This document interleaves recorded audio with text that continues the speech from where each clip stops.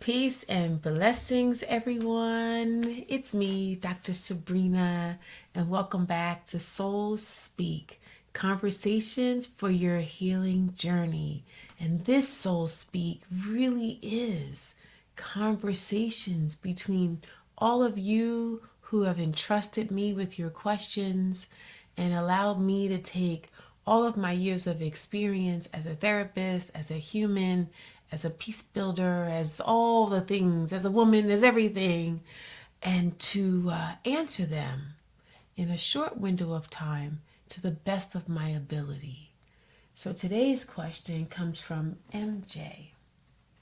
And MJ says, "Dear Dr. Sabrina, I am so angry with my family. No matter what I do, I just can't move past the past. What is your best suggestion for me to move forward with my life?" That's a good question, MJ.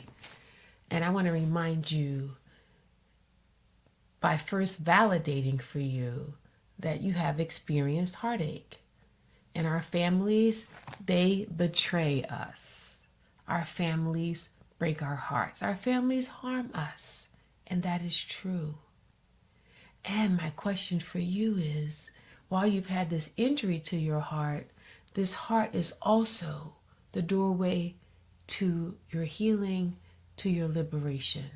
And so I'm going to ask you, MJ, like I asked so many of my clients and so many of my friends and also myself, who, what would you be without your resentments? Think about that question. Who would you be without your resentments? What would you be doing differently? How would you be living your life? What would it smell like in the air that you breathe? What dreams would you be making come true if you weren't trapped in the resentment? So my best action for you in the glorious summer air is to take steps to liberate yourself from the bondage of the poisonous venom of chronic resentments.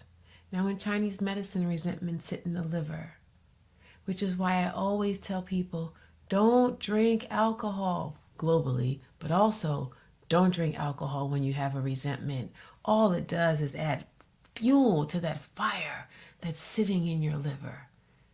And to minimize your sugar, MJ, while you're trying to move this resentment through you. But to move your body, to bring the Chinese healing sound of Qigong into your liver and your heart. It sounds a little bit like this. Shh.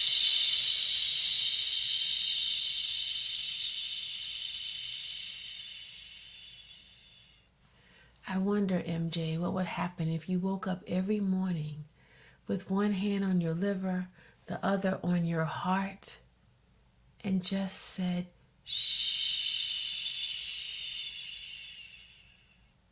And then, only then, can you listen with the ear of your heart around what your next step should be.